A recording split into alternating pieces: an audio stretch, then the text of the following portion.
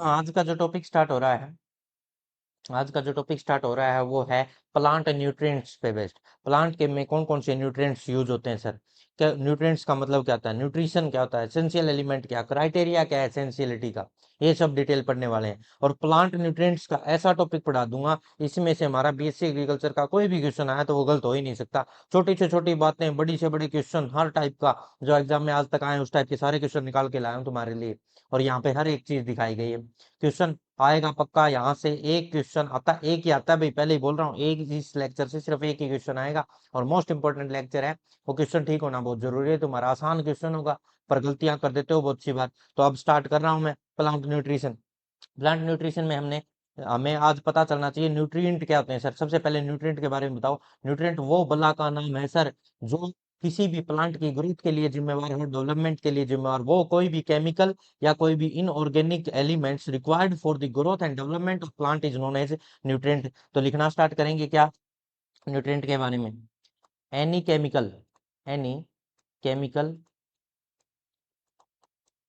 Chemical, कोई भी chemical compound या फिर एनी केमिकल कंपाउंड और inorganic element, inorganic element required for, required for plant growth, growth, required for plant growth and development, and development is known as nutrients. Sir कोई भी chemical compound और inorganic element जो कि plant की growth के लिए और डेवलपमेंट के लिए जिम्मेवार है उसको न्यूट्रिएंट कहते हैं। ठीक है सर, न्यूट्रिएंट की डेफिनेशन मेरे को क्लियर हो गई। अब बताओ न्यूट्रिशन क्या होता है। न्यूट्रिएंट समझ में आ गया भाई सभी को, अब न्यूट्रिशन भी समझ में आ जाएगा। तो न्यूट्रिशन, न्यूट्रिशन क्या होता है सर। न्यूट्रिशन क्या होता है, कोई भी इंटेक्ट करेगा, कोई भी प्लांट है वो उस न्यूट्रिएंट को या जो भी केमिकल है न्यूट्रिएंट है उसको क्या करेगा, खींचेगा अपने अंदर, और उसकी हेल्प से जो ग्रोथ होगी, डेवलपमेंट होगी, जिस न्यूट्रिशन की हेल्प से जो डेवलपमेंट और ग्रोथ रिजल्ट है उसको न्यूट्रिशन कहते हैं। तो लिखेंगे plant Uptake nutrients and with the help of nutrient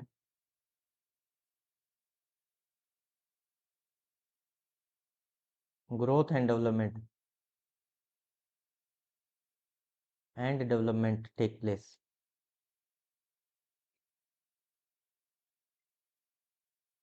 take part या take place is known as nutrition. Nutrition भी समझ में आ गया सर। अब हमें पता चल गया कोई भी केमिकल या इनऑर्गेनिक कंपाउंड या एलिमेंट जो कि हमारे प्लांट की ग्रोथ या डेवलपमेंट करा दे उसको न्यूट्रिएंट कहते हैं, और जो इंटेक्ट करके वो ग्रोथ या डेवलपमेंट कर रहा है उसको न्यूट्रिशन कहते हैं। यहाँ तक किसी को कोई डाउट है तो बोल दे भाई, आए डाउट तुरंत बोलना है। देखें आगे बढ़ते हैं नेक्स्ट स्लाइड की तरफ। नेक्स्ट स्लाइड में मैं तुम्हें बताता हूँ अच्छी अच्छी बातें। अब एसेंशियल एलिमेंट क्या होते हैं सर। सबसे पहले एसेंशियल, एसेंशियल, एसेंशियल क्या भाई, element.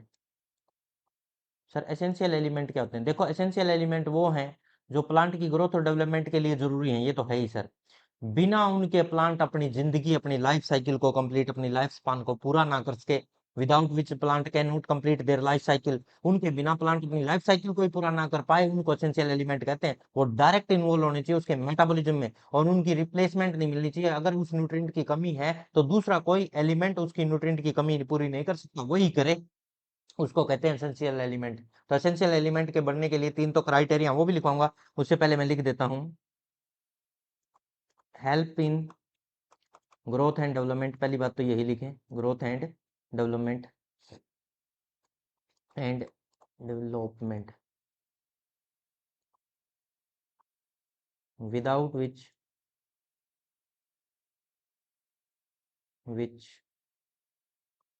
Plant can not complete, can not complete their life cycle,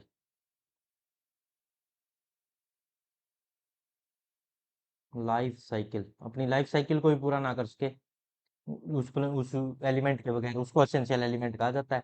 और एक और खास बात, वे एलिमेंट जो डायरेक्ट उसके मेटाबॉलिज्म में इन्वॉल्व होंगे, एलिमेंट्स एलिमेंट्स जो तत्व हैं, एलिमेंट्स डायरेक्ट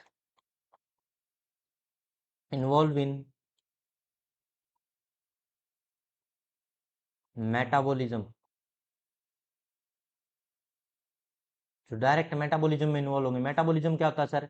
कोई भी प्लांट या कोई भी सेल, लिविंग ऑर्गेनिज्म, हम हैं, ह्यूमन है, कोई भी लिविंग ऑर्गेनिज्म दुनिया का, माइक्रोब, बैक्टीरिया, फंगस, कुछ भी, उनके अंदर अगर लाइफ है तो उसके अंदर मेटाबॉलिज्म है। तो मेटाबॉलिज्म होता है क्या सर, ये पूछ रहा हूँ। हाँ तो बता रहा हूँ, तो मेटाबॉलिज्म, मेटाबॉलिज्म का मतलब होता है कोई भी बॉडी के अंदर होने वाली chemical reactions, all chemical reaction, all, ओ केमिकल लिखना था रे, इसको रफ कर देते हैं लोग। All chemical reaction that occurs inside the cell. All chemical reaction occurs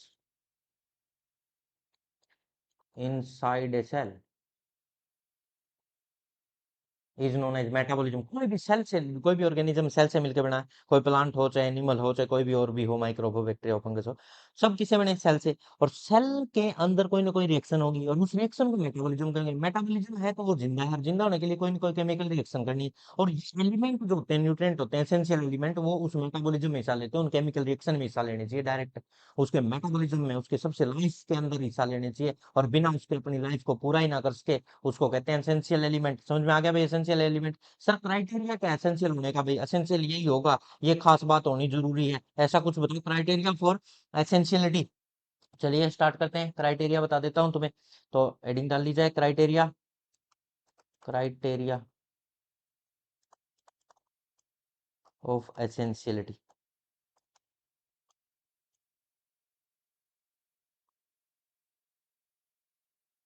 essentiality का क्राइटेरिया क्या है? दो साइंटिस्ट थे जिनके नाम है अर्नोन और स्कॉट, स्टाउट था, सॉरी स्टाउट, अर्नोन कैसे लिखते हैं, अर्नोन एंड स्काउट, सेटाउट। इन्होंने 1939 के अंदर क्राइटेरिया बताए, क्राइटेरिया न्यूट्रिएंट के, एसेंशियल न्यूट्रिएंट का क्राइटेरिया। पहला क्राइटेरिया क्या था?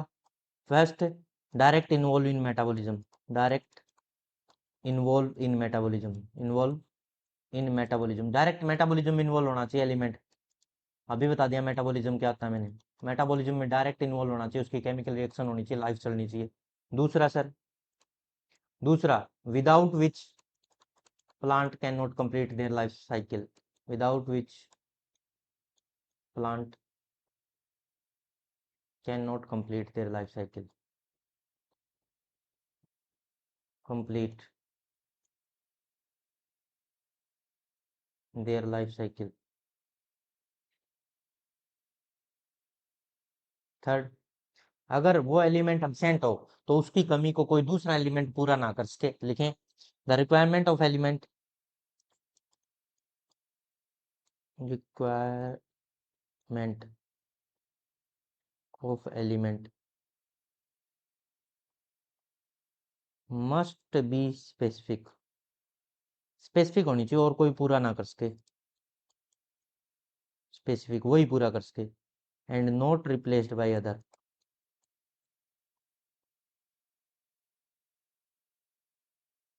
बाय अनदर एलिमेंट, और दूसरे एलिमेंट के द्वारा उसकी कमी को पूरा ना किया जा सके। भाई इसकी जगह ये डाल दूं, नाइट्रोजन है सर, इसकी जगह बोरोन डाल दूं, काम चल जाएगा? नहीं चलेगा, वही उसकी कमी को पूरा कर पाए, उसको कहते हैं एसेंशियल एलिमेंट। तो सर एसेंशियल एलिमेंट आपने बता दिया, कोई इसका एक्सेप्शन भी है? हाँ, एक एक्सेप्शन एग्जिस्ट करता है इसका एसेंशियलिटी का। क्या है वो एक्सेप्शन? मैं यहाँ अलग मार्कर से लिख देता हूँ। वो जो एक्सेप्शन है ना, वेनेडियम है, वेनेडियम को यूज कर लिया जाता है किसकी जगह? मोलिब्डेनम की जगह। और ये नाइट्रोजन से N2 फिक्सेशन में, नाइट्रोजन फिक्सेशन में हेल्प करते हैं दोनों। मोलिब्डेनम करता है मेन तो, परंतु मोलिब्डेनम की जगह किसको ले आते हैं? वेनेडियम को भी यूज कर सकते हैं और नाइट्रोजन फिक्सेशन में हेल्प लेते हैं। ये एक एक्सेप्शन है एसेंशियलिटी का, नहीं तो कोई दूसरे की रिप्लेसमेंट नहीं करता। ये समझ में आ गया? स्टार लगा के याद रख लेंगे ये बात। ठीक है सर, यहाँ तक तो समझ में आया। तो नेक्स्ट, अब तुम्हें एसेंशियल एलिमेंट, अब तुम्हारे माइंड में आया होगा सर ये इसके 3 क्राइटेरिया है, मेटाबॉलिज्म में हिस्सा लेना चाहिए, डायरेक्ट उसकी सारी केमिकल रिएक्शन में हिस्सा लेना चाहिए, दूसरा उसकी रिप्लेसमेंट नहीं होनी चाहिए, कोई दूसरा एलिमेंट उसकी कमी को पूरा ना कर सके, without which it's life cycle is not complete. ये 3 क्राइटेरिया है सर किसी भी एलिमेंट को एसेंशियल होने के लिए। सर एसेंशियल एलिमेंट होते कितने हैं अब ये बता दो हमें, हमारे एग्जाम में आते हैं एसेंशियल एलिमेंट कितने, उनमें से माइक्रो कितने, मैक्रो कौन से मैक्रो और कौन से माइक्रो, ऐसे क्वेश्चन आते हैं सर। अब यहाँ से स्टार्ट हो रहा है हमारा मेन डेफिनेशन वगैरह वगैरह खत्म, और यहाँ से क्वेश्चन ही क्वेश्चन स्टार्ट हो रहे हैं। स्टार्ट करता हूँ। एसेंशियल एलिमेंट, एसेंशियल एलिमेंट कितने हैं देख, एसेंशियल एलिमेंट होते हैं सर 17, 17। अब इन 17 में से कोई माइक्रो और कोई मैक्रो है। अब बातें कर लेते हैं 17 कौन कौन से है, पहले तो बताओ 17 के 17 याद कराओ। C carbon, hydrogen, oxygen, nitrogen, phosphorus, potassium, calcium, magnesium, sulphur, iron, और भाई मैग्नीज, कोबाल्ट, और कोबाल्ट नहीं होता सॉरी, कोबाल्ट नहीं आएगा, मोलिब्डेनम आ जाएगा। कोबाल्ट कैसे लिख सकते हैं, मोलिब्डेनम लिख दो, क्लोरीन लिख दो, मैग्नीज लिख दो, निकिल लिख दो, कॉपर लिख दो, क्लोरीन हो गया, और बोरोन हो सकता है, जिंक हो सकता है, और कोई रह गया, निकिल हो सकता है। अब काउंट करो ये 17 हो गए के, carbon, hydrogen, oxygen, nitrogen, phosphorus, 1 2 3 4 5 6 7 8 9 10 11 12 13 14 15 16 17, तो 17 है पूरे, 17 एलिमेंट, जिनमें से अब अलग अलग टाइप के एलिमेंट है, कोई मैक्रो है कोई माइक्रो। सर अब वो क्राइटेरिया बता दो मैक्रो कौन से। अब टोटल सर याद हो गया 17 होते हैं, क्या 17 होते हैं एसेंशियल एलिमेंट, इनमें से कितने माइक्रो और कितने मैक्रो वो भी बता दो फिर। चलो स्टार्ट करते हैं। सबसे पहले बताता हूँ मैक्रो, मैक्रो बता देता हूँ पहले। और जो ये निकिल है ना, निकिल की एक खास बात और बता देता हूँ, निकिल को अभी रिसेंटली रिसेंटली इन्वॉल्व किया गया है, सबसे लास्ट यही था एसेंशियल में 1887 नहीं, 1800 नहीं, 1900 सॉरी, 1987, आगे पीछे हो गए नंबर, 1987 में किया गया था, 1987 में इन्वॉल्व किया गया था एसेंशियल एलिमेंट के अंदर निकिल को, लास्ट एलिमेंट यही एसेंशियल की लिस्ट में आ गया ये 1987 में, लास्ट यही आया था, इसके बाद कोई नहीं आया अब तक ऐड किया है। ठीक है सर, अब बताओ आप इनमें से कुछ मैक्रो हैं, हाँ मैक्रो न्यूट्रिएंट, और कुछ माइक्रो हैं सर, हाँ कुछ माइक्रो हैं।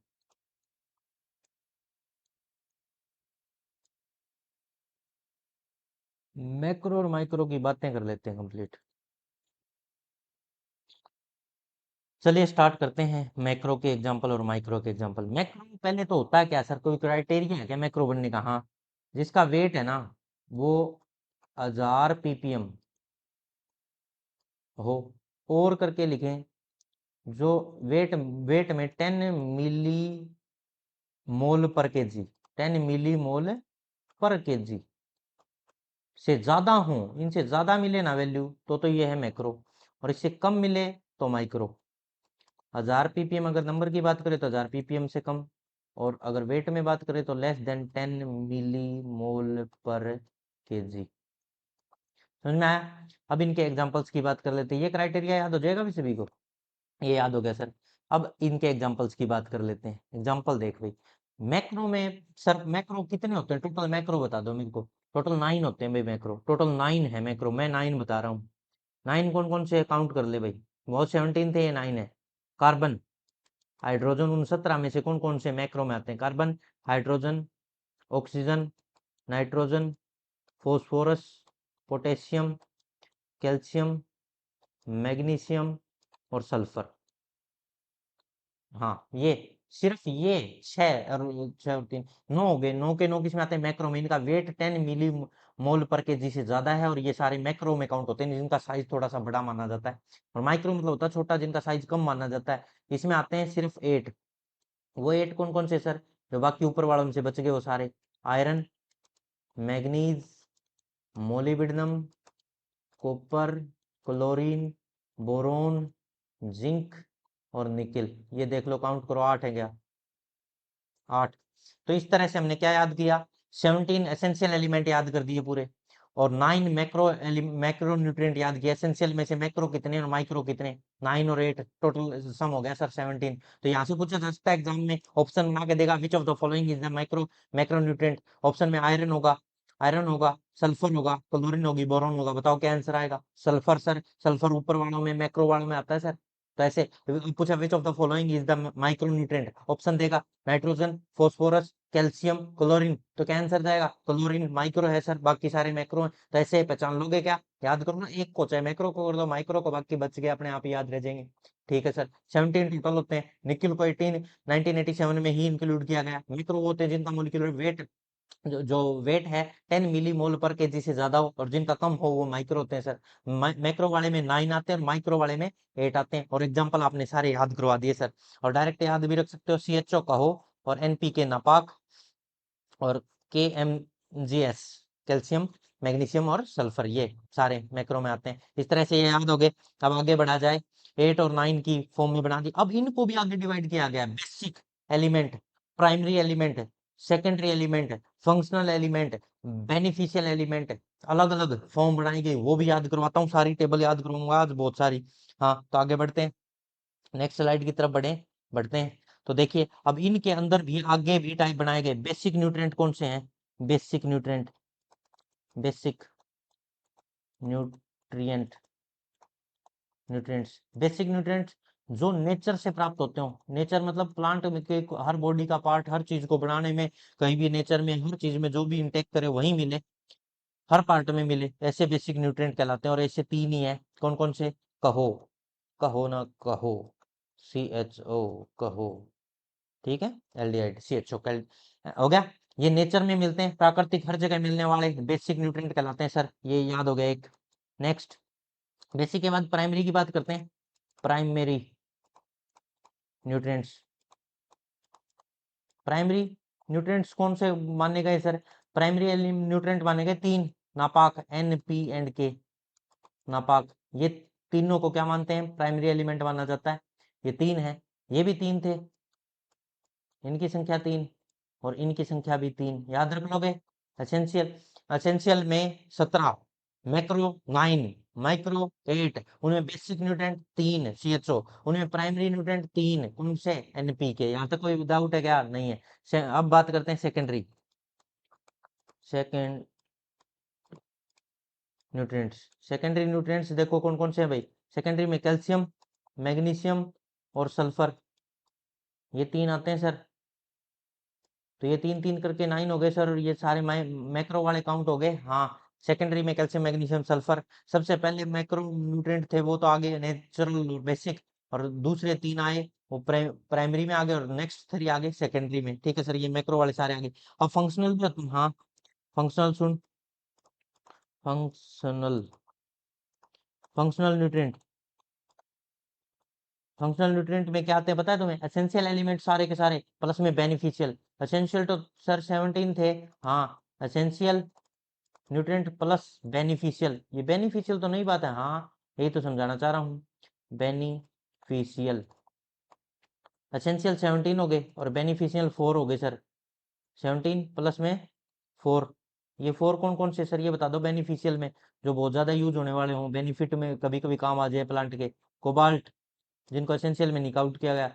वेनेडियम, सिलिकॉन और सेलेनियम, नहीं सोडियम, सोडियम तो वहाँ है नहीं, है नहीं, यही है। ठीक है, ये सारे किस में काउंट किए जाते हैं? बेनिफिशियल में काउंट किए जाते हैं। 17 प्लस 4 करोगे तो 21 हो गए सर। जो फंक्शनल न्यूट्रिएंट है वो 21 होते हैं, हाँ वो 21 होते हैं। बेनिफिशियल यार ये 4 हैं सर, ये इनको और भी नाम से जाना जाता है, हाँ बेनिफिशियल जो कभी कभार काम आ जाए ऐसे होते हैं बेनिफिशियल। जो एसेंशियल के अलावा कुछ एक्टिविटी परफॉर्म कुछ प्लांट में कर जाए उनको बेनिफिशियल कहते हैं। और बेनिफिशियल का एक और नाम है, लिख देता हूँ, बेनिफिशियल, या फिर इसको क्या कहा जाता है? Quasi element. बेनिफिशियल या क्वासी एलिमेंट होते हैं, कितने होते हैं? 4। और कौन कौन से 4 होते हैं दोबारा से बता देता हूँ। कोबाल्ट, वेनेडियम, सिलिकॉन और सोडियम, ये हैं सर। याद हो गए भाई? यहाँ पे कोई डाउट बताओ। सबसे पहले बताया एसेंशियल 17, सारे याद करवाए, सारे याद। Carbon, hydrogen, oxygen, nitrogen, phosphorus, potassium, calcium, magnesium, sulphur, iron, nickel, chlorine, manganese, ये सारे याद करवाए 17। फिर उसके बाद मैक्रो वाले याद करवाए। मैक्रो में 9 थे सर, कौन कौन से? Carbon, hydrogen, oxygen, nitrogen, phosphorus, potassium, calcium, magnesium और सल्फर। उसके बाद जो 8 बचे वो माइक्रो बच गए सर, उन एसेंशियल में से जो भी ऑप्शन में आएंगे 8 बच गए सर, जिसमें आयरन, मैग्नीज, क्लोरीन, बोरॉन, ये सब आगे सर। बोरॉन, जिंक, निकल, ये सब इसमें आगे माइक्रो में। और माइक्रो के बाद माइक्रो ये बेसिक एलिमेंट न्यूट्रिएंट बताए 3, CHO 3, प्राइमरी 3 बताए, NPK 3, सेकेंडरी भी 3 बताए, calcium, magnesium, sulphur 3, functional sir 21 बताए, जिसमें एसेंशियल 17 प्लस में बेनिफिशियल 4।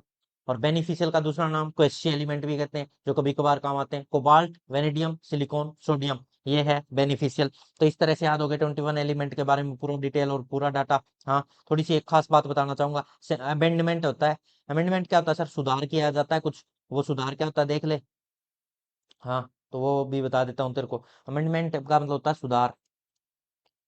अमेंडमेंट मतलब सुधार, ठीक है।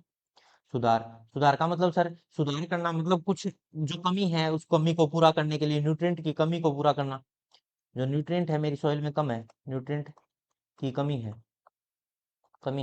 तो मैं उसको किसी और तरीके से पूरी करूंगा, और मोड तरीका अपनाऊंगा। जैसे मैंने CaSO4.2H2O मेरी सॉइल में डाल दिया, और इसको कहते हैं जिप्सम। जिप्सम की हेल्प से मैंने जो मेरी मिट्टी की कमी थी उसको सुधारा। उसमें न्यूट्रिएंट कैल्शियम की कमी को पूरा कर लिया। किसकी कमी को पूरा कर लिया? कैल्शियम, एक मैक्रो न्यूट्रिएंट। और इसकी जगह में CaCO3, चूना, लाइमस्टोन, चूना भी डाल दूं, क्या पता मेरी मिट्टी में, और वहां से कैल्शियम की कमी को पूरा करूं। ये क्या कहलाता है? अमेंडमेंट कहलाता है। एक एक्स्ट्रा तरीका है। और भी कुछ एक्सेट्रा एक्सेट्रा कुछ और भी हो सकते हैं ऐसे। एक एग्जांपल दिया मैंने तो जिप्सम और चूना का, जिससे कि मैं मिट्टी के अंदर किसी न्यूट्रिएंट की कमी है तो उसको पूरा करने की कोशिश कर रहा हूँ। अरे समझ में आ रहा है कैसे भी? बहुत बढ़िया। अब मैं थोड़ा सा आगे तुम्हें बताऊं, मैक्रो और माइक्रो की पूरी डिटेल देता हूँ और भी अच्छे से। समझ में आ रहा है ना सारा? हाँ, आगे बढ़ते हैं। देखिए जरा, और बातें बताता हूँ बहुत अच्छी अच्छी जो काम की हैं। मैक्रोन्यूट्रिएंट है, हाँ है सर। कितने हैं? 17 मैक्रोन्यूट्रिएंट। न्यूट्रिएंट सर 17 है। 17 की लिस्ट तैयार करता हूँ, सारी डिटेल बताता हूँ 17 के बारे में। देख भाई, कार्बन के बाद oxygen, hydrogen, nitrogen, potassium, phosphorus नहीं, फॉस्फोरस तो बाद में आएगा, कैल्शियम, फिर मैग्नीशियम, फिर लगभग इसके आसपास फॉस्फोरस, फिर सल्फर, ये 3 3 6 और 3 9, हाँ हो गए। देखो अब सबसे ज्यादा, जो इनमें सबसे ज्यादा मिलता है कौन? इनमें भी सबसे ज्यादा, हाँ इनमें ज्यादा अमाउंट में कौन मिलता है? कार्बन। फिर ऑक्सीजन, लगभग आसपास ही होते हैं दोनों। फिर हाइड्रोजन, फिर नाइट्रोजन, फिर पोटेशियम, फिर कैल्शियम। और कैल्शियम और मैग्नी नहीं, कैल्शियम और मैग्नीशियम के बीच में आना था यार। ठीक है, ये यहाँ यही है, ठीक है। ये दोनों अप्रोक्स बराबर डाटा, और ये कम। ठीक है। अब इनका सर कितना कितना परसेंट मिलता है? ये मिलता है 4.5, 4.5%। ये कितना मिलता है? 4.5 से थोड़ा बहुत कम होगा, पर लगभग 4.5। ये कितना मिलता है? ये कितना मिलता है? 6%। और भी कम होगा, इसका डाटा थोड़ा सा मेरे माइंड में नहीं है, सेट नहीं है। 1.5 हाँ पर आएगा यहीं। और इसका मिलेगा 1.0। और कैल्शियम मिलेगा लगभग 0.5। तो मैग्नीशियम भी लगभग कितना मिल जाएगा रे? 0.5 भी मिल जाएगा सर। नहीं, कम, 0.2। और ये भी 0.2 और ये 0.1 के परसेंटेज अगर इनका देखा जाए ना, इतना इतना मिलता है। पीपीएम में मापा गया है ये सारा पीपीएम में है भाई, ये डाटा सारा पीपीएम में है। और इसका मेरे को ध्यान नहीं है क्या है, ये 3.6 या कुछ भी ऐसा कुछ है, 1.6 या ऐसा कुछ डाटा है। ठीक है सर। और ये किस फॉर्म में मिलेगा इसकी बात करें, अब इनकी फॉर्म की बात कर लेते हैं। अलग अलग फॉर्म में मिलते हैं ये। अगर इसकी बात करूं, ये तो एक ही मार्कर हो गया सेम। हाँ, इसकी बात करता हूँ, ये किस फॉर्म में मिलता है सर? CO2 की फॉर्म में मिलता है प्लांट को। ये किस फॉर्म में मिलता है? या तो H2O की फॉर्म में मिलेगा या O2 की फॉर्म में सर। ये H2O की फॉर्म में, ये तो नाइट्रेट की फॉर्म में NO3 माइनस, या फिर NH4 प्लस। अमोनियम आयन या नाइट्रेट आयन की फॉर्म में मिलता है। पोटेशियम हमेशा K+ की फॉर्म में, और कुछ नहीं। कैल्शियम हमेशा Ca+2 की फॉर्म में। मैग्नीशियम Mg+2 की फॉर्म में। Sulphur SO4 - 2 sulphate. अरे सल्फर का लिखना था, फॉस्फोरस का क्यों लिख डाला? हाँ देखो, अभी लिखता हूँ। फॉस्फोरस तो H3PO4 की फॉर्म में मिलता है। किसकी फॉर्म में, H3PO4 का एक हाइड्रोजन हटा दो तो क्या बन जाएगा, -1, या फिर HPO4-2 इस फॉर्म में। और सल्फर मिलता है किस फॉर्म में, SO4-2, या 2 एक ही बात है। ठीक है, इन फॉर्म में मिलते हैं। देखो सर याद कर लिया, ये अगर मैक्रो में भी सबसे ज्यादा पूछे, पहले नंबर पे आता है कार्बन, दूसरे पे ऑक्सीजन, और तीसरे पे हाइड्रोजन, चौथे पे नाइट्रोजन, पांचवें पे पोटेशियम, छठे पे कैल्शियम, और लगभग छठे सातवें पे मैग्नीशियम, आठवें पे फॉस्फोरस, और नौवें पे सल्फर सबसे नीचे। तो सबसे पहला याद कर लो, सबसे लास्ट याद कर लो। एक तो अमाउंट में अगर मैक्रो में भी सबसे ज्यादा पूछे तो कार्बन, और सबसे कम पूछे सल्फर, याद। और उनमें भी ऑर्डर पूछे पहले तो कार्बन, ऑक्सीजन, हाइड्रोजन, नाइट्रोजन, पहले चार याद कर लो बस। और डाटा याद करने की, ये जो पीपी में डाटा, इसको जरूरत नहीं है। और किस फॉर्म में मिलता है, कार्बन GCO2 के फॉर्म में, और ओ जो है वो O2 या H2O की फॉर्म में, H2O की फॉर्म में, N दो नाइट्रेट और अमोनियम आयन नाइट्रेट, NO3- और NH4+। तो ये माइनस और प्लस दोनों फॉर्म में मिल सकता है। हाँ, नाइट्रोजन की यही तो खास बात है, वो पॉजिटिव आयन की फॉर्म में मिलता है, नेगेटिव आयन की फॉर्म में भी। Potassium K+, calcium Ca+2, magnesium Mg+2, phosphorus दो तीन फॉर्म में, फॉस्फेट की फॉर्म में मिलता है सर। फॉस्फेट PO4 में भी मिल जाएगा सर। हाँ, PO4-3 में भी मिल जाएगा, इसमें मिल सकता है। फॉस्फोरिक एसिड होता है, उसके H हाइड्रोजन कम करते जाओ, माइनस लगाते जाओ। और ये सल्फ्यूरिक एसिड के दो H होते हैं, H2SO4 फार्मूला होता है, H हटा दो, दो माइनस लगा दो H2SO4 में, तो SO4-2 की फॉर्म में मिलता है सल्फर। और इस तरह से ये मैक्रोन्यूट्रिएंट की टेबल तैयार कर ली सर। उसमें कार्बन सबसे ज्यादा मिलता है, फिर ऑक्सीजन, फिर हाइड्रोजन, और फिर नाइट्रोजन। थोड़ा सा ध्यान रखें, और सल्फर सबसे कम सर, फॉस्फोरस के आसपास से। हाँ, और किस फॉर्म में मिलता है और कितना मिलता है, ये याद। आगे बढ़ते हैं नेक्स्ट स्लाइड की तरफ। माइक्रो, मैक्रो याद भाई, मैक्रो में भी कौन सबसे ज्यादा, ये भी याद हो गया सब, कौन सबसे कम। अब इसमें याद करते हैं माइक्रो, माइक्रो की टेबल को भी बताओ सर थोड़ा। माइक्रो न्यूट्रिएंट, माइक्रो न्यूट्रिएंट्स देख लो भाई। माइक्रो न्यूट्रिएंट्स में कौन कौन है, पहले टेबल तैयार कर। आयरन है सर माइक्रो में सबसे ज्यादा, कम वाले में भी सबसे ज्यादा। पहली बात तो माइक्रो ही कम होते हैं, और उन्हीं में भी सबसे ज्यादा प्लांट लेता है आयरन को, ये बहुत बार एग्जाम में आ चुका। माइक्रो वाले में सबसे ज्यादा इंटेक किसका किया जाता है, आयरन का। Iron, chlorine, manganese, zinc, boron, copper, molybdenum, और निकेल, ये याद रख लो अप्रोक्सीमेट में। और इसका डाटा याद करना चाहो तो वो भी थोड़ा बहुत बता दूंगा, पर हाँ लगभग ऐसे याद कर लो। सबसे ज्यादा आयरन और सबसे कम निकेल माइक्रो वालों में यूज होते हैं। ठीक है सर, ये याद कर लिया। अब ये पीपीएम में यूज हो रहा है भाई, ये 100 ppm। ठीक है सर, ये भी approx 100 ppm, approximate same same. Ppm लिख देता हूँ यहाँ, पीपीएम। ठीक है। और मैग्नीज सर 20, ये भी लगभग 20, और ये भी लगभग 20, अप्रोक्सीमेट सेम से ही होते हैं, फिर भी थोड़ा बहुत कम है। ये 6 ppm, और ये मोलिब्डेनम बताओ भाई, 0.1, यहाँ के बराबर ही हो गया सर। हाँ, और ये भी 0.1, बहुत ही कम। अब इनकी फॉर्म बताओ। आयरन है वो दो फॉर्म में मिलता है, Fe+, ओ ओ ओ ओ ओ मार्कर चेंज करते हैं फिर समझो।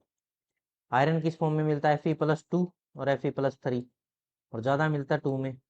फेरस और फेरिक, इसको तो कहते हैं फेरस, फेरस, और इसको कहते हैं फेरिक, फॉर्म में मिलता है।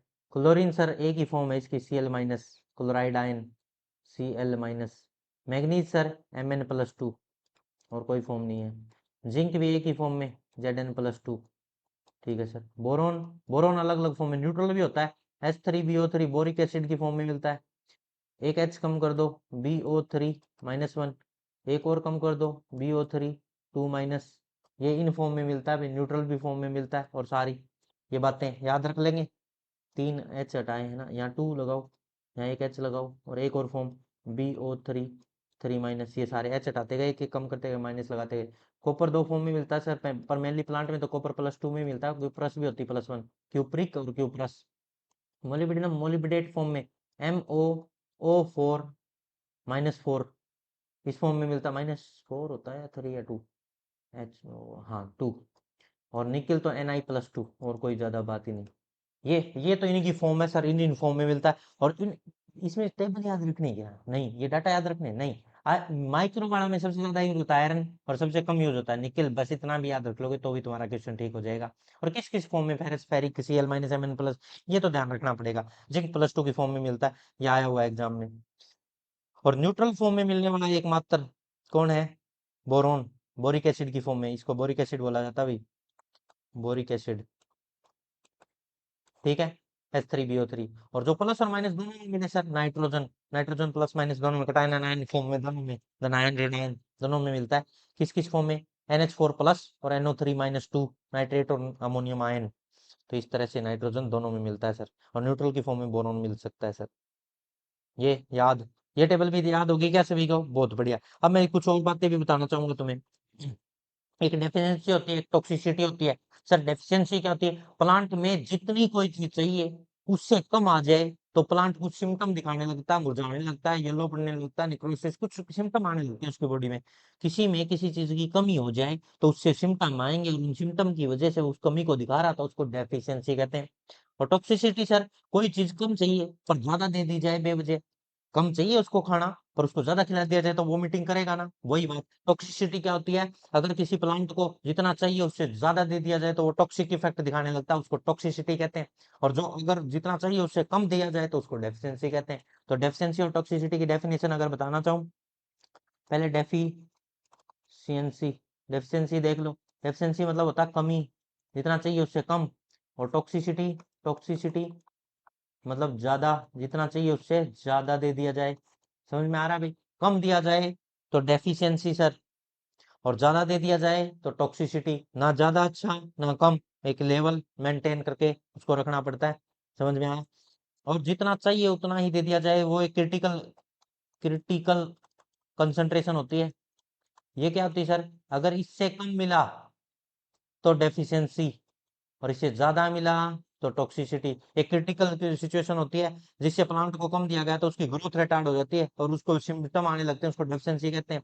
अगर उस अमाउंट से ज्यादा दे दिया गया, बहुत ज्यादा दे दिया जाए तो वो टॉक्सिसिटी, और उससे कम दे दिया जाए तो डेफिशिएंसी। और उस लेवल को क्रिटिकल कंसंट्रेशन कहा जाता है जो चाहिए, उसको हर कंडीशन पे चाहिए क्रिटिकल कंसंट्रेशन। और इसको एक ग्राफ से आगे समझा भी रखा होगा, ऐसा ऐसा ऐसा एक ग्राफ बनाया जाएगा वैसे। और ये क्रिटिकल कंसंट्रेशन आगे मैक्सिमम इससे ज्यादा नहीं हो सकता। यहाँ डेफिशिएंसी को शो कर रहा है, ये टॉक्सिसिटी को शो कर रहा है, ये डेफिशिएंसी को शो कर रहा होगा। उस ग्राफ के अंदर बताएंगे, यहाँ प्लांट की परफॉर्मेंस होगी, यहाँ टिश्यू न्यूट्रिएंट होंगे, यहाँ न्यूट्रिएंट होंगे। ठीक है, वो बाद में बातें करेंगे। फिलहाल समझ में आया टॉक्सिसिटी क्या होती है? ज्यादा दे दिया जाए। डेफिशिएंसी कम दिया जाए, जितना चाहिए उससे कम मिले तो डेफिशिएंसी, और जितना चाहिए उससे ज्यादा दे दिया जाए तो सर टॉक्सिसिटी। हाँ, डेफिशिएंसी के बारे में थोड़ी सी बातें कर लेता हूँ। डेफिशिएंसी, डेफिशिएंसी मान लो मेरे पास एक प्लांट है। हाँ मान लिया सर, ये प्लांट आपके पास, और इसकी जड़ें हैं, और जड़ों में से जड़ें निकल रही हैं सर। हाँ सही है, बहुत बड़ा प्लांट है। और इसके लग रहे हैं लीफ भी सर। हाँ, लीफ भी आ गए इसके। ये मान लिया प्लांट है और इसके बहुत सारे लीफ भी हैं सर, आपने बोल दिया है तो मैंने मान लिया है ऐसा ऐसा। और यहाँ छोटे छोटे कच्चे पत्ते हैं सर अभी। हाँ ठीक है भाई। अब जो ये ओल्ड लीफ है, ओल्ड लीफ जाइए। ठीक है सर, ये थोड़े से कम ओल्ड हैं, युवा हैं। और ऊपर वाले तो बिल्कुल बच्चे ही हैं, छोटे छोटे। ठीक है, ऐसा प्लांट मान लिया सर। हाँ मान लिया। अब बता, क्या बताना चाह रहा है इसके बारे में? देख, ये ओल्ड लीव है और ये यंग है। ये टर्मिनल बड है, ऐसे मान लेते हैं, टर्मिनल बड। हम्म, और ये बीच के हो गए। अब इनके बारे में बताना क्या चाह रहे हो, वो देख लो क्या बताना चाह रहे हैं। जो ओल्ड लीफ होते हैं ना, इनमें किस चीज की डेफिशिएंसी होती है? नाबाक की। नाइट्रोजन, फॉस्फोरस, पोटेशियम, मैग्नीशियम और मोलिब्डेनम, इनकी कमी मिलेगी सर ओल्ड लीव्स में, ओल्ड लीव्स में। ठीक है। और जो बीच वाले होते हैं सर, इनमें ये ना तो ओल्ड पूरी तरह से ना यंग, तो इनमें जिंक की कमी मिलेगी। Zinc, both leaves, both leaves में मिलती है जिंक की कमी। बीच में इसलिए लिखा बोथ लीव्स में, चाहे ओल्ड हो चाहे यंग हो, दोनों में ही क्या देखने को मिलती है? जिंक की कमी देखने को मिलती है। और जो ये यंग है ज्यादा, इनमें आयरन की कमी, मैग्नीज की कमी और कॉपर की। आयरन, मैग्नीज, कॉपर और सल्फर की भी देखने को मिलती है, इनकी कमी देखने को मिलती है। और जो ये टर्मिनल है सर, टर्मिनल बड, इनमें क्या मिलता है? कैब, कैल्शियम और बोरोन की कमी देखने को मिलती है, ये सारे। और कैल्शियम और बोरोन तो इमोबाइल है, ये वहीं रहेंगे परमानेंटली, और टर्मिनल बड में इनकी कमी देखने को मिलती है। तो ये जो प्लांट मैंने बना के दिखाया ना, इसको याद रखना, ये तुम्हारे बहुत ज्यादा काम आने वाला है। इमोबाइल न्यूट्रिएंट कौन से होते हैं सर? ये कैल्शियम और मैग्नीशियम है, ये इमोबाइल। इमोबाइल मतलब जो एक जगह से दूसरी जगह स्थानांतरित ना हो, उसके इमोबाइल, जो स्थानांतरित ना हो, इमोबाइल एलिमेंट। क्या एग्जाम्पल कौन है? ये दोनों है सर, कैल्शियम और बोरोन। ठीक है, इमोबाइल हो गई। सोइल जो पार्टिकल होते हैं सर, यहाँ सोइल पार्टिकल मिलेंगे। इन पे जो चार्ज होता है वो कैसा होता है? सोइल पार्टिकल पे याद रखना नेगेटिव चार्ज होता है। सोइल पार्टिकल अपने ऊपर क्या चार्ज रखते हैं? नेगेटिव, माइनस चार्ज रखते हैं। सोइल पार्टिकल अपने ऊपर क्या रखते हैं? Minus charge. तो नेगेटिव चार्ज, चार्ज किस पे? Soil particle. याद रखना ये चीजें, मैं इस चार्ट में बता रहा हूँ तुम्हें, आगे पढ़ने में, अभी इस चैप्टर को पढ़ने में हेल्प मिलेगी। और ये क्या है? सोइल पार्टिकल है। सोइल पार्टिकल, सोइल पार्टिकल, और इन पे नेगेटिव चार्ज मिलता है। ठीक है, कोलाइड फॉर्म में होता है नेगेटिव चार्ज। अब तुम खुद बताओ, सोइल के अंदर कोई नेगेटिव चीज है और सोइल खुद, पार्टिकल खुद नेगेटिव है, तो बताओ उस पार्टिकल को अट्रैक्ट करेगा नेगेटिव वाले आयन को? सोइल का पार्टिकल अट्रैक्ट करेगा या रिपेल? सर रिपेल करेगा, दूर फेंक देगा, क्योंकि खुद नेगेटिव, नेगेटिव वाले को तो फेंकेगा सर। और नेगेटिव वाले सारी चीजें क्या हो जाएगी मिट्टी के अंदर? Mobile sir. मिट्टी के अंदर जितने भी नेगेटिव आयन होंगे वो मोबाइल हो जाएंगे, क्योंकि वो उसको भगा देगा। कौन कौन से मिट्टी के अंदर जो मोबाइल है? तो मोबाइल, और कहाँ? सोइल के अंदर बात चल रही है ये। सोइल के अंदर अलग बात चलेगी, प्लांट के अंदर अलग। प्लांट में मोबाइल कोई होगा, वो सोइल में मोबाइल ऐसा होना जरूरी नहीं है। तो प्लांट सोइल के अंदर कौन कौन मोबाइल होंगे सर? कोई भी, नाइट्रेट ले ले, क्लोराइड ले ले, NO3 माइनस, और सल्फेट ले ओ। हाँ सर। और H2BO3 माइनस, या सल्फेट हो गया HbO3 2 माइनस। ये सारे जितने भी आए, Cl माइनस भी सर, Cl माइनस, ये सब किस में होंगे? किस फॉर्म में मिलेंगे बताओ? ये सारे के सारे सर मोबाइल होंगे मिट्टी के अंदर। पर एक आयन एक्सेप्शन है इस बात का, फोस्फोरस वाले आयन। फोस्फेट हो गया, फोस्फोरस वाले एक्सेप्शन। इसका एक्सेप्शन क्यों है सर? रीजन बताता हूँ, उसका भी रीजन है। जो फोस्फेट वाले होते हैं ना सोइल के अंदर, फोस्फेट वाले जैसे H2PO4 - 1, HPO4 - 2, और PO4 - 3, ये सारे के सारे मोबाइल होने चाहिए, और ये इमोबाइल होते हैं। ये क्या होते हैं? इमोबाइल। नेगेटिव होते हुए भी इमोबाइल। आप तो कह रहे थे नेगेटिव वाले को रिपेल करेगा, इसको नहीं कर पाएगा। क्यों? इस ये क्या नेगेटिव नहीं है? नेगेटिव, फिर भी नहीं कर पाएगा, क्योंकि यहाँ लिगेंड एक्सचेंज मेथड अप्लाई हो जाता है। ये क्या होता है सर? देखो, जो लिगेंड्स होती है ना, एल्यूमिनियम के साथ OH लगा है मान लो, या आयरन के साथ OH लगा है, और ये जो साइड एलिमेंट होते हैं ना, इनको लिगेंड्स बोला जाता है। क्या बोला जाता है इनको? लिगेंड्स। ठीक है सर।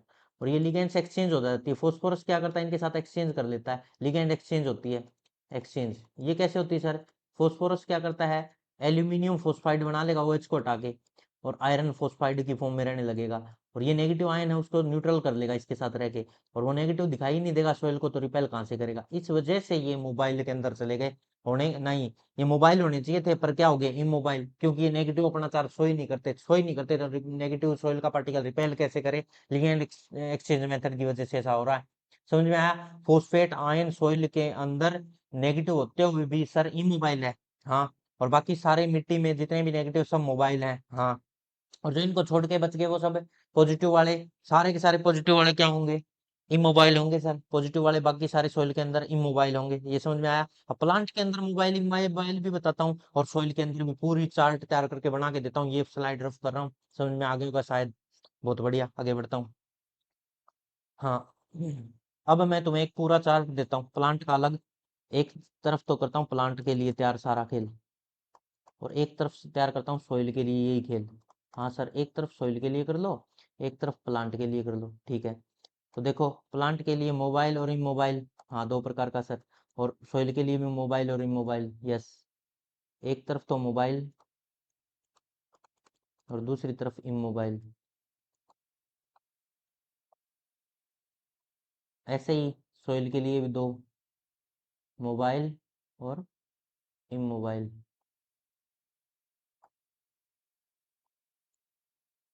और इमोबाइल।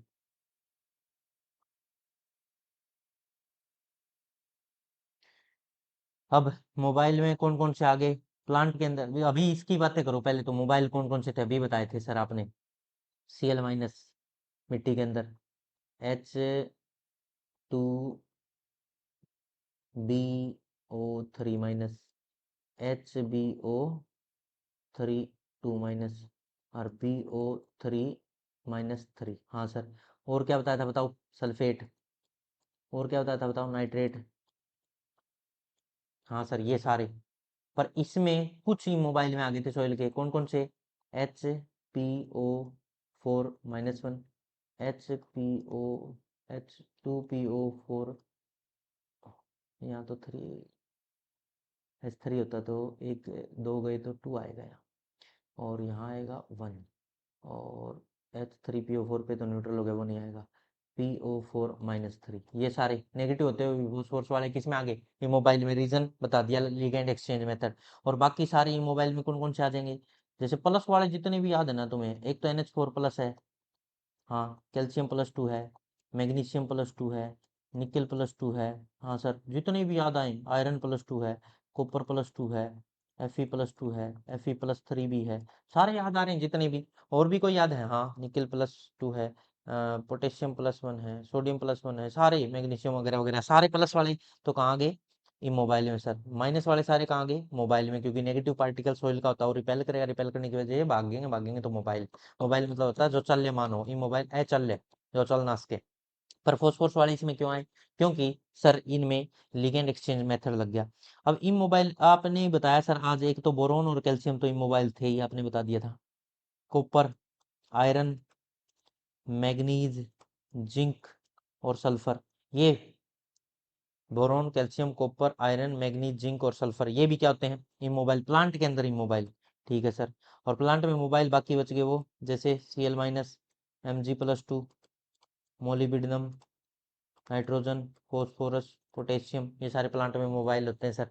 तो ये सारा टेबल चार्ट तैयार है, तो मोबाइल ही मोबाइल का खेल, सोइल में अलग और प्लांट में अलग तैयार। और ये चार्ट याद करके जाएं, ध्यान रखना चाहिए बिल्कुल बढ़िया तरीके से, तभी काम चलेगा। कोई डाउट है क्या? यहाँ तक बता दो मेरे को। अगर डाउट है तो मैं रोकूं एक बार? नहीं तो आगे बढ़े, सही चल रहा है। हाँ, और पढ़ाओ सर। और देखो, और भी डेफिनेशंस जो इंपॉर्टेंट है। अब एक प्लांट बनाता हूँ, प्लांट से समझाता हूँ सारी खेल, वैसे ही फिर स्टार्ट करते हैं। एक प्लांट है हमारे पास, हाँ सर प्लांट है, ये रहा। इसकी रूट है, पहले इसकी लीफ बनाओ, ओल्ड लीफ और न्यू, ये बना दिए लीफ सर।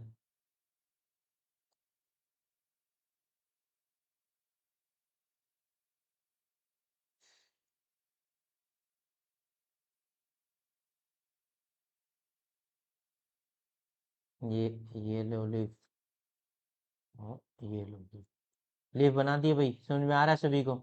अब देखो, जो नीचे वाला पार्ट है, जैसे ये सोइल है, सोइल के अंदर चलो आगे बढ़ते जाओ, तो यहाँ सोइल पार्टिकल होंगे ना, उन पे कैसा चार्ज होता है? सोइल पार्टिकल पे नेगेटिव चार्ज होता है सर। सोइल पार्टिकल पे कैसा चार्ज है? नेगेटिव चार्ज है। ठीक है। और यहाँ मान लेते हैं सोइल के अंदर कोई कंसंट्रेशन हाई है, हाई कंसंट्रेशन है किसी भी सॉल्ट की या किसी भी चीज़ की, और यहाँ लो कंसंट्रेशन है। ठीक है सर, लो कंसंट्रेशन। अब देखना, मैं मार्कर एक्सचेंज कर लेता हूँ। हाई कंसंट्रेशन से लो कंसंट्रेशन की तरफ जैसे ही बढ़ेंगे हम, तो यहाँ जो अपने आप ही फ्लो होगा हाई से लो, तो कोई फ्लो करवाने की, धक्के देने की जरूरत है ना। तो ये क्या कहलाएगा? डिफ्यूजन। क्या कहलाएगा? Diffusion, simple diffusion. सिंपल, जैसे परफ्यूम तुमने कोने में, एक कोने में अगरबत्ती या परफ्यूम का यूज किया, तो वो पूरे कमरे में अपने आप ही फैल रहा ना, higher concentration to lower concentration, इसको क्या कहते हैं? डिफ्यूजन। और इस डिफ्यूजन मेथड से कौन कौन ऐसा करता है सर? किस किस में देखने को मिलता है? फॉस्फोरस और पोटेशियम में डिफ्यूजन मेथड देखने को मिलता है सर, पोटेशियम और फॉस्फोरस में। बहुत बढ़िया, याद हो गया सभी को? अब देखो सर, दूसरा बताता हूँ। दूसरा देखो, वाटर जो प्लांट के लीफ होते हैं वो पानी का लॉस कर रहे होते हैं, और किस फॉर्म में? इसको सर ट्रांसपीरेशन कहते हैं। पानी का लॉस जो प्लांट करते हैं ना, पानी का लॉस, उसको सर ट्रांसपीरेशन कहते हैं। क्या कहते हैं इसको? ट्रांसपीरेशन। क्या कहते हैं? ट्रांसपीरेशन। वाटर का लॉस करता है प्लांट, कूल रखता है अपनी सरफेस को ट्रांसपीरेशन के थ्रू। और ट्रांसपीरेशन होने का कारण है मास फ्लो। क्या है? Mass flow. ये क्या होता है सर? अभी बताता हूँ मास फ्लो क्या होता है। ट्रांसपीरेशन की वजह से एक पुल बना हुआ खींच रहा है पानी को ऊपर, और उसके अंदर डिजोल्व हो होके बहुत सारे मिनरल भी, न्यूट्रिएंट्स भी साथ में आ रहे हैं, जो पानी को खींचा जा रहा है यहाँ से सर, मिट्टी से अब्जॉर्व करके, और प्लांट ऊपर तक पानी को खींच खींच के ले जा रहा है। और खींचने के प्रोसेस को हम क्या कह रहे हैं? ट्रांसपीरेशन। क्योंकि उसको पानी का लॉस करना, अपने लीफ से, स्टोमेटा से, रंध्र से पानी का लॉस कर रहा है, और उस दौरान वो नीचे से एक पाइप की तरह ऐसे सक कर रहा है प्लांट को, और मास फ्लो उस पानी को खींचा जा रहा है ना, उसके साथ ही कुछ आयन डिजोल्व हो के आ रहे हैं, और वो कौन कौन से हैं, मास फ्लो कहलाता है ये विधि। और इसमें जो आयंस होते हैं वो कौन कौन से होते हैं, NO3 माइनस और Cl माइनस, बोरोन और एक्सेट्रा एक्सेट्रा, लगभग सारे ही मास फ्लो में तो मोस्टली मोस्टली बोल दें सारे के सारे ही आ जाते हैं मास फ्लो में। सर ठीक है, ये तो बहुत बढ़िया मेथड है। मास फ्लो समझ में आया भी सभी को। नेक्स्ट एक और बात बताने जा रहा हूँ, ये देखना जरा, मार्कर चेंज। हाँ तो नेक्स्ट बात जो है वो इम्पोर्टेंट है रूट के लिए। रूट की कोई बात बाकी है, हाँ है, बता देता हूँ। यहाँ लिख देते हैं, रूट में जो एक्सचेंज होता है उसको क्या कहते हैं, root interception. Root interception sir ये क्या होता है, जैसे अभी तुम यहाँ नेगेटिव चार्ज बता रहे थे ना, हाँ सर नेगेटिव चार्ज होता है, और ऐसे ही रूट है ना अपने अंदर हाइड्रोजन को पकड़ के रखती है H+ को, ठीक है सर। और जो मिट्टी है उसके अंदर आयन होते हैं नेगेटिव, हाँ मिट्टी के आयन नेगेटिव, वो कैल्शियम+2 को पकड़ के रखते हैं, हाँ सर। वो क्या करते हैं, एक्सचेंज कर लेते हैं, H+2 दे देंगे यहाँ मिट्टी के पार्टिकल को, और मिट्टी के पार्टिकल से क्या ले लेंगे, कैल्शियम+2 का इंटेक कर लेंगे, क्योंकि उस प्लांट को उस टाइम उस कैल्शियम की रिक्वायरमेंट थी। और इसी को हम रूट इंटरसेप्शन, इंटरसेप्ट कर लिया उसने, चेंज मार लिया, बदला मार लिया, कॉन्टैक्ट एक्सचेंज भी कहते हैं इसको, क्या कहते हैं, कॉन्टैक्ट एक्सचेंज भी कह देते हैं। रूट वहां तक पहुंचती है पहले कैल्शियम आयन को, जिसे जैसे मान लो ये मिट्टी का कण है, ये सॉइल पार्टिकल है, और ये क्या है, नेगेटिव चार्ज है, और इसके पास क्या मिलेगा तुम्हें, कैल्शियम+2 को पकड़े बैठा रहेगा ये। और ये कौन है, इसका नाम लिखो, इसका नाम लिखते हैं, ये सॉइल पार्टिकल है, कौन है ये, सॉइल पार्टिकल है सर, हाँ। और इसके पास नेगेटिव चार्ज था, इसने देखा कोई रूट है, हाँ सर कोई रूट है, कोई रूट थी प्लांट की, और उसके पास कोई आयन थे, कौन से आयन थे बताओ, उसके पास सर H+ आयन को पकड़े बैठी थी वो रूट, हाँ H+ आयन। तो इसने अदला बदली कर ली, एक्सचेंज, इसके कांटेक्ट में रूट इसके पास गई, और इससे बोले मिट्टी के पार्टिकल को, तुम मुझे कैल्शियम+2 दे दो, और मैं तुम्हें H++ 2 बार दे देंगे। बोले कर लो ऐसा, मेरे को तो कोई प्रॉब्लम नहीं है, और इसमें एनर्जी का कंजप्शन भी हुआ, पर कैल्शियम की रिक्वायरमेंट थी प्लांट की वो पूरी हुई। और इसको कहते हैं कॉन्टैक्ट एक्सचेंज या फिर रूट इंटरसेप्शन। ये विधि समझ में आई। एक तो मास फ्लो से कुछ आयंस, कुछ न्यूट्रिएंट डिसोल्व हो के ट्रांसपिरेशन पुल के थ्रू जाते हैं और पानी का लॉस करता है, एक मास फ्लो जिसमें मोस्टली आयंस होते हैं। और जो डिफ्यूजन, सिंपल डिफ्यूजन से जो एक हायर कंसंट्रेशन से लो की तरफ फ्लो कर जाते हैं, फॉस्फोरस और पोटेशियम ऐसा करते हैं। तो ये भी याद हुआ, यहाँ तक कोई डाउट है किसी को, नहीं है, तो आगे बढ़ा जाए।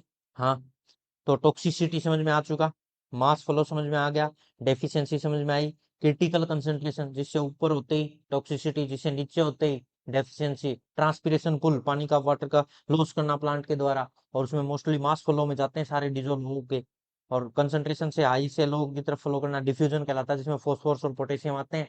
और रूट जो एक्सचेंज करती है आयंस का, कैल्शियम और H+ का, वो क्या कहता है, कॉन्टैक्ट एक्सचेंज या फिर रूट इंटरसेप्शन कहते हैं उसको सर। ये सारी डेफिनेशन वगैरह वगैरह सारा याद हो रहा है ना सभी, हाँ बहुत बढ़िया। और आगे बढ़ते हैं, टॉक्सिक, और एक एक डेफिनेशन इंपॉर्टेंट जो बतानी बहुत जरूरी समझता हूँ मैं, हाइड्रोपोनिक्स, विलियम साक्स, जूलियस वॉन साक्स ने ये लाया था, हाइड्रोपोनिक्स, ये इंपॉर्टेंट है, ये एग्जाम में आ सकता है। हाइड्रोपोनिक्स एक ऐसी विधि है जो बिना सोइल के प्लांट को ग्रो करने की विधि है, without soil plant grow in nutrient medium, without soil, या सोइल फ्री इन्वायरमेंट भी कह सकते हो, without soil plant grow, plant grow in nutrient medium, nutrient solution बोल दो चाहे मीडियम बोल दो, सॉल्यूशन। इसको रूट फ्री सिस्टम नहीं, सॉइल फ्री सिस्टम भी कहते हैं, सिस्टम। और इसको 1860 के अंदर जूलियस वोन साक्स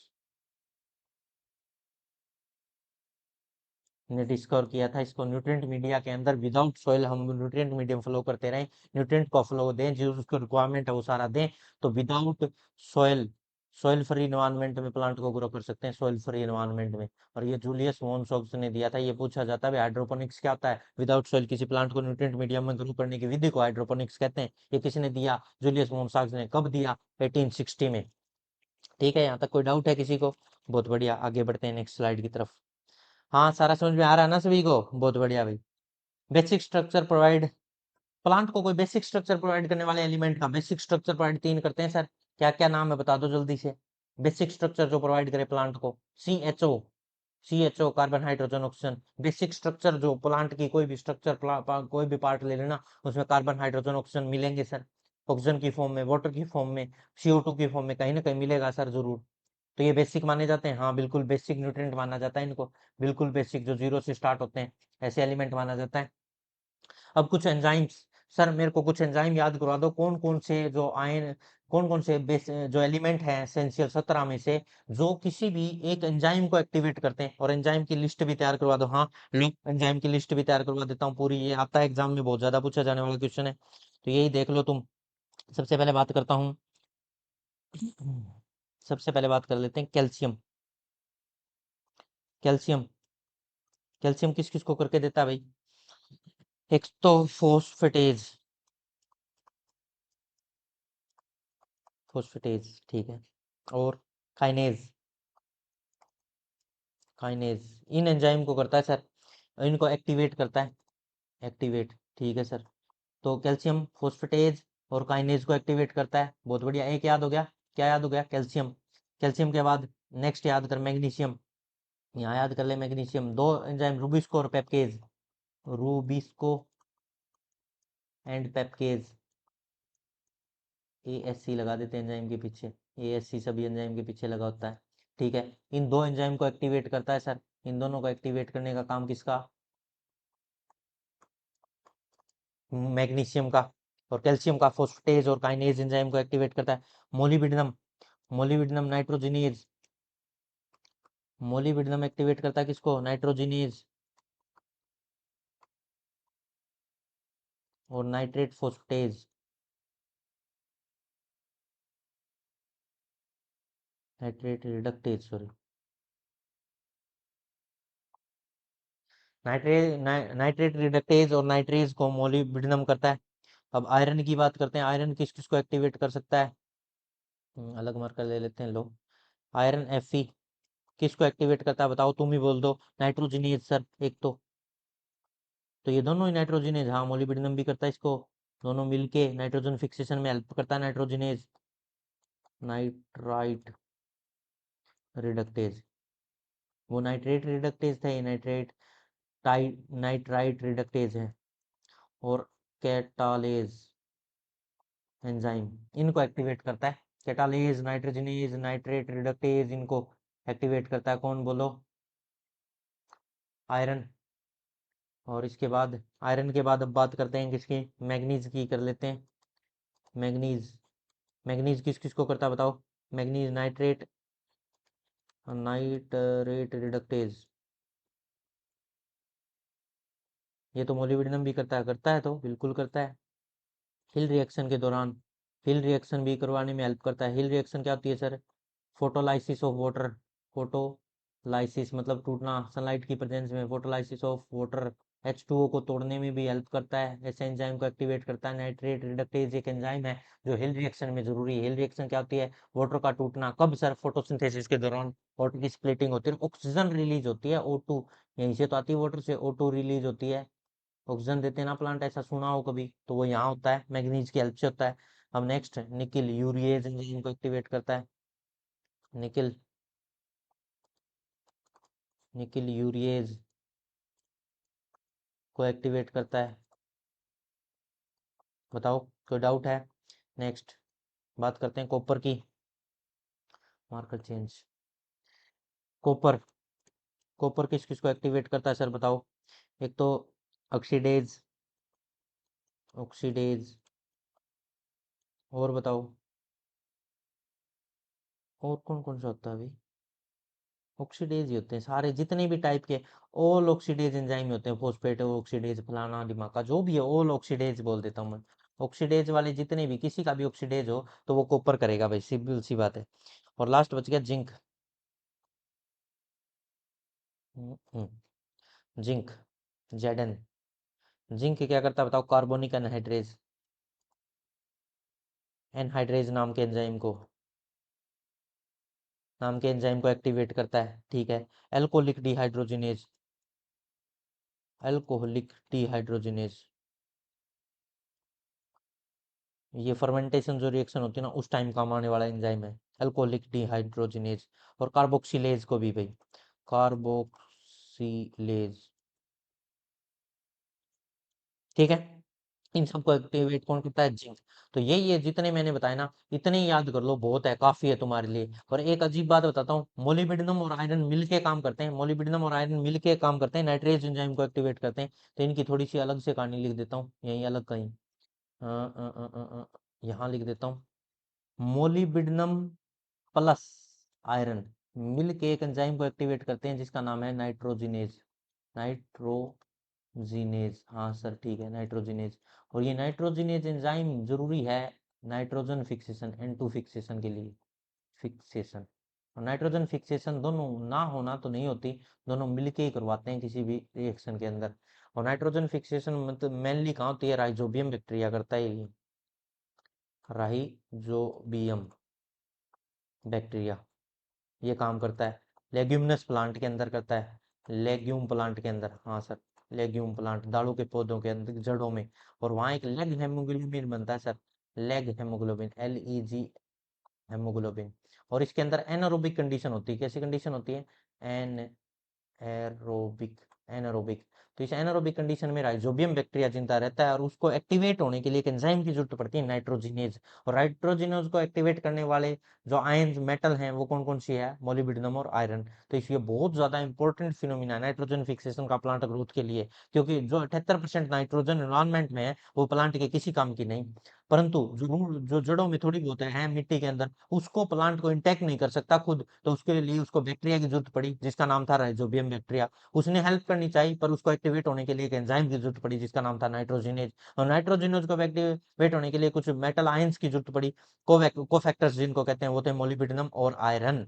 और नाइट्रोजन फिक्सेशन हुई लेग हेमोग्लोबिन के अंदर एनारोबिक कंडीशन में, तो ये दोनों की जरूरत पड़ी। तो इससे सारे एंजाइम याद करवा दिए, एक टेबल पूरी तैयार करके दी मैंने तुम्हें, जितने भी टाइप के एंजाइम हैं हमारे प्लांट के अंदर मिल सकते हैं। तो ये सारा तैयार हो रहा है भाई, याद हो रहा है सभी को? बहुत बढ़िया। अब हम नेक्स्ट स्लाइड की तरफ बढ़ते हैं, अब तक मैंने सारा रिवाइज करवाया तुम्हें जितना भी पढ़ाया। अब देखो मैं नेक्स्ट स्लाइड की तरफ बढ़ रहा हूँ, एसेंशियल एलिमेंट्स शुरुआत से, अब मैंने सारा पढ़ा दिया, अब पढ़ना आसान हो गया तुम्हारे लिए। देखते चलो, पौधे की वृद्धि और विकास के लिए किसी भी खनिज तत्व को आवश्यक माना जाता है यदि वह तत्व चापचे मतलब होता है मेटाबॉलिक क्रियाओं में शामिल होता है, मेटाबॉलिक है इसका मतलब, चापचे का मतलब यहाँ मेटाबॉलिज्म है भाई रे, मेटाबॉलिज्म। अगर हिंदी में समझ में ना आए किसी को तो मेटाबॉलिज्म की क्रियाओं में हिस्सा लेता है। पौधे तत्वों के बिना अपना जीवन चक्र, जीवन चक्र का मतलब यहाँ लाइफ साइकिल है, अपनी लाइफ साइकिल को भी पूरा नहीं कर सकता अगर उसकी मेटाबॉलिज्म में इन्वॉल्व होना चाहिए और उसकी साइकिल कंप्लीट ना हो। ऐसे एलिमेंट जिनके बगैर उसकी जिंदगी पूरी ना हो उसके, उसका मेटाबॉलिज्म में इन्वॉल्व और उसकी कमी को दूसरा कोई एलिमेंट पूरा ना कर सके, उसको कहते हैं एसेंशियल एलिमेंट। मैंने बताया था ये। नेक्स्ट स्लाइड की तरफ बढ़ता हूँ, नेक्स्ट स्लाइड, हाँ देखते चलो, नेक्स्ट स्लाइड आ गई, मार्कर चेंज करना पड़ेगा। हाँ देखो,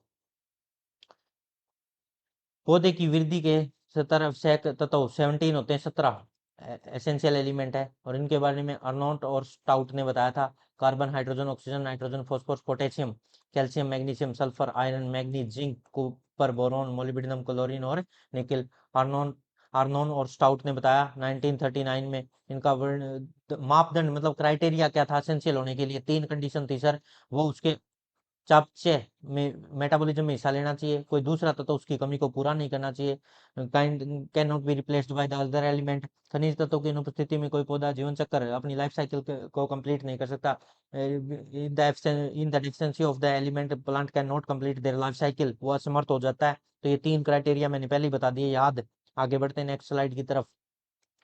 अब जल्दी जल्दी देखते चलो, सारा पढ़ा रखा है मैंने तुम्हें, सब बोल दिया मैंने, डिटेल समझा दिया। देखते चलो अब। हाँ, एसेंशियल एलिमेंट 17 होते हैं सर, सबके नाम याद है मेरे को। और निकिल को अभी 1987 में एटलीस्ट एसेंशियल एलिमेंट की लिस्ट में लेटेस्ट ऐड किया गया है। प्राइमरी 3 सर, नाइट्रोजन, फॉस्फोरस और potassium, nitrogen, phosphorus, potassium, primary 3। और जो सबसे ज्यादा नेचुरल कौन कौन से 3 थे? CHO नेचुरल, प्राकृतिक, जो सबसे ज्यादा मिलते हैं। बेसिक जिनको बोला जाता है बेसिक एलिमेंट, बेसिक या नेचुरल एलिमेंट, ठीक है ये भी याद हो गया। प्राइमरी भी 3, secondary 3, calcium, magnesium, sulphur, calcium, magnesium, sulphur 3 sir. Macro, macro में 9 बोला था आपने, 6 कैसे दिखा रखा है? 9 है, CH और O को और जोड़ दो इसमें, CHO बेसिक वाले तो होंगे ही होंगे, उसमें तो कोई डाउट ही नहीं है। Nitrogen, phosphorus, potassium, calcium, magnesium, sulphur, carbon, hydrogen, oxygen, इन तीनों को ऐड कर लोगे तो टोटल कितने हो गए रे? मैक्रो 9 बड़े, जिनका 10 मिली मोल पर केजी से वेट ज्यादा हो। माइक्रो, जिनका 10 मिली मोल से वेट कम हो। और इसमें 8 आते हैं sir, iron, manganese, molybdenum, copper, chlorine, cobalt, boron, zinc, ये 8 इसमें आते हैं सर। फंक्शनल फंक्शनल असेंशियल के 17 प्लस में ये बेनिफिशियल 4, 21 हो गए थे सर टोटल, ये याद कर लिए मैंने। कोबाल्ट, वेनेडियम, सिलिकॉन और सोडियम बीच में ऐड। बेनिफिशियल का दूसरा नाम क्वेशी एलिमेंट, क्वेशी एसेंशियल, थोड़ी कम एसेंशियल वाली क्वेशी, मतलब थोड़ी से एसेंशियल। कोबाल्ट, वेनेडियम, सिलिकॉन और सोडियम, ये एग्जाम्पल याद कर लिए आपने अभी बताए, हाँ याद। नेक्स्ट स्लाइड की तरफ बढ़ते हैं। Next slide, classification of essential element. Essential element का क्लासिफिकेशन कैसे कैसे बताया गया देखिए। पौधे की आवश्यकता मात्रा के आधार पर, अभी तो बताया मैंने, जो प्राइमरी है वो कौन कौन से, नाइट्रोजन, फॉस्फोरस, पोटेशियम, और सेकेंडरी थे वो कौन से, कैल्शियम, मैग्नीशियम, सल्फर, और सूक्ष्म मतलब माइक्रो थे ये 8 थे, माइक्रो वाले iron, manganese, zinc, chlorine, boron और मोलिब्डेनम, ये सारे, ये तो हो ही गए याद। हाँ, आगे बढ़ते हैं नेक्स्ट स्लाइड की तरफ। अब ये पूरा टेबल चार्ट मैंने ये पूरा बताया तुम्हें, एक एक चीज किस फॉर्म में मिलता है और कौन सबसे ज्यादा मिलता है। देखो कार्बन सबसे ज्यादा 45% के करीब, और ऑक्सीजन भी 45% के करीब, हाइड्रोजन 6% तीसरे नंबर पे, नाइट्रोजन चौथे नंबर पे, ठीक है। फिर उसके बाद पोटेशियम आया था, याद हो तो, पोटेशियम, और पोटेशियम के बाद कैल्शियम की बारी थी, मैंने वो टेबल बिल्कुल सही बना के दी थी तुम्हें। तो इस तरह से इनका अमाउंट कौन किस में सबसे ज्यादा, और कम वालों में, माइक्रो वालों में सबसे ज्यादा कौन था, आयरन सर, और सबसे कम कौन था, बोरॉन, ये याद। और किस किस फॉर्म में मिलते हैं ये सारी याद करवाए मैंने, चार्ट पूरा याद हो गया अब तो। जिंक +2 की फॉर्म में मिलता है, आया हुआ BHU के एग्जाम में। चलिए आगे बढ़ते हैं नेक्स्ट स्लाइड की तरफ। और निकिल सबसे कम Na+2 की फॉर्म में मिलता है, 0.1 मिलीग्राम पर केजी। और ये बता रखा 1 ppm का मतलब क्या होता है, ये कोई जरूरी नहीं है तुम्हारे लिए। आगे बढ़ते हैं नेक्स्ट स्लाइड। हाँ, ये क्रिटिकल और डेफिशिएंटी और टॉक्सिव, ये मैंने बताया, ये बताया था, एक चार्ट मिलेगा देखना। प्लांट की परफॉर्मेंस और टिश्यू न्यूट्रिएंट कंसंट्रेशन के बेस पे एक, अगर ये बीच का जो हिस्सा बनाया गया ये सफिशिएंट है, यहाँ पे सेचुरेशन आ जाता है, क्रिटिकल सिचुएशन है। अगर इससे ज्यादा देने की कोशिश करी तो टॉक्सिक हो जाएगा, एक्सेसिव या टॉक्सिक हो जाएगा। यार इससे कम रहेगा क्रिटिकल से कम तो डेफिशिएंसी हो जाएगी। और ये सेचुरेशन आ गया अति मैक्सिमम, इससे ज्यादा नहीं हो सकता। तो ये सफिशिएंट कंडीशन है क्रिटिकल। क्रिटिकल वो है जिससे ऊपर होते ही टॉक्सिक और जिससे कम होते ही डेफिशिएंसी, ये ग्राफ में दिखा रखा है ऐसे। फिर टॉक्सिक होने पे भी प्लांट की परफॉर्मेंस घट गई, और डेफिशिएंसी होने पे भी प्लांट की परफॉर्मेंस घट गई। जहाँ पे उसको सेचुरेशन में रखा गया, क्रिटिकल कंसंट्रेशन दे रखी, सेचुरेशन, जहाँ पे क्रिटिकल कंसंट्रेशन मिलती है ना अच्छे से, वहीं प्लांट की परफॉर्मेंस सबसे ज्यादा है देखो। और ज्यादा करने पे भी न्यूट्रिएंट की मात्रा, न्यूट्रिएंट ज्यादा हुए तो भी टॉक्सिक हो गया, नीचे आ गई परफॉर्मेंस। और अगर न्यूट्रिएंट कम थे तो भी परफॉर्मेंस डाउन थी। परफॉर्मेंस ऊपर कहाँ गई, जब वो क्रिटिकल कंसंट्रेशन पे था, अच्छे से उसको न्यूट्रिएंट मिले। आया समझे, ज्यादा देने पे भी नुकसान और कम देने पे भी ग्राफ नीचे की तरफ झुक रहा है। बस ज्यादा कहाँ है ग्राफ ऊंचा सबसे, वहां जहाँ क्रिटिकल कंसंट्रेशन है। समझ में आया ग्राफ? आगे बढ़ते हैं। तो ये बातें मैंने सारी बता दी तुम्हें। हाँ, मोबाइल, इमोबाइल, प्लांट और रूट में ये याद करवाया था मैंने। रूट के बारे में बताया था मैं, नेगेटिव आयन, सारे जितने भी नेगेटिव आयन मिलते हैं सारे के सारे मोबाइल, बस किसको छोड़ के, फॉस्फोरस वाले को छोड़ के सर। फॉस्फोरस वाले यहाँ लिगेंड एक्सचेंज हो गई थी इस वजह से, बाकी प्लस वाले सारे ही मोबाइल मिट्टी के अंदर है। और मोबाइल, मोबाइल में Cl-Mg+2, molybdenum, nitrogen, phosphorus, potassium, plant के अंदर mobile, boron, calcium, copper, iron, manganese, zinc, sulphur, ये सब भी मोबाइल। ये टेबल याद कर लेनी है, मैंने पूरा लिखवा दिया था तुम्हें अभी थोड़ी देर पहले।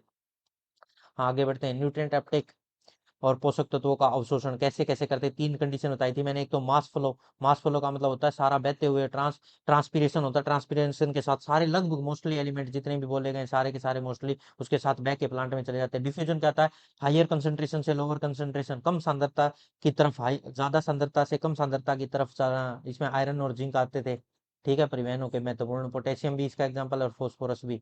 मैंने तो पोटेशियम और फॉस्फोरस बताया था, फॉस्फोरस और पोटेशियम।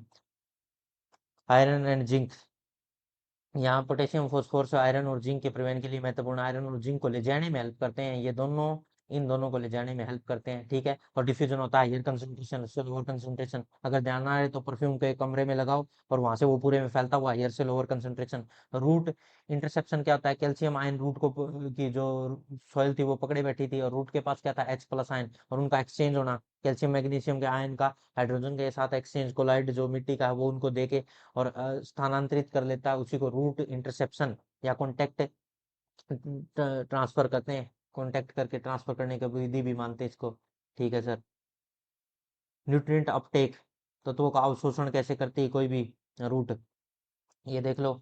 हाँ, ये 3 तरीके से कर सकती है अपटेक कोई भी रूट। कौन-कौन सा, एक तो मास फ्लो से करती है सर, एक डिफ्यूजन से करती है, और एक रूट इंटरसेप्शन होता है। और ये रूट इंटरसेप्शन वाला भी समझा दिया आपने। डिफ्यूजन वाला हायर से लोअर कंसंट्रेशन जा रहा है, और मास फ्लो में तो सब डिजोल्व हो के लगभग जा रहे हैं। इसमें फास्फोरस पोटेशियम आता है, ठीक है, और इसमें कैल्शियम मैग्नीशियम आते हैं रूट इंटरसेप्शन वाले में, और इसमें मोस्टली आते हैं सर, मोस्टली सारे इनटेक हो जाते हैं। तो ये सारा आपने बताया, पहले भी डिटेल समझा दिया। आगे बढ़ते हैं, समझ में आ रहा है क्या? Function of CHO in plant. अब फंक्शन स्टार्ट हो गए भाई, फंक्शन और डेफिशिएंसी स्टार्ट होगी सबकी। तो मैं यहीं पे इस लेक्चर को फिनिश करता हूँ, फिर इनके फंक्शन और इनकी डेफिशिएंसी का लेक्चर, नेक्स्ट लेक्चर आ रहा है न्यूट्रिएंट का, सेकंड लेक्चर बना रहा हूँ तुम्हारे लिए। और उसमें सारे जितने भी न्यूट्रिएंट हैं उनकी डेफिशिएंसी क्या क्या है और उनके फंक्शन क्या क्या है, वो कहाँ कहाँ मिलते हैं, वहां से भी क्वेश्चन आने की संभावना है। पर ये जो फर्स्ट लेक्चर है ये ज्यादा इंपॉर्टेंट था, मैक्रो माइक्रो वगैरह वगैरह ये ज्यादा पूछे जा रहे हैं, तो मैंने ये लेक्चर कंप्लीट कर दिया है। पढ़ते रहें और टेलीग्राम को ज्वाइन करें भाई, टेलीग्राम पे तुम्हें सारी PDF नोट्स मिलेंगे, वहां से उठाओ नोट्स, पढ़ते जाओ दबादम। बहुत फास्ट पढ़ना है, जम के पढ़ना है, बार बार पढ़ना है, और लिखने के चक्कर में मत पढ़ना भी रहे, जल्दी जल्दी करो काम को फास्ट, ठीक है। मिलते हैं नेक्स्ट लेक्चर में, पढ़ते रहें, खुश रहें, ऑल द वेरी बेस्ट।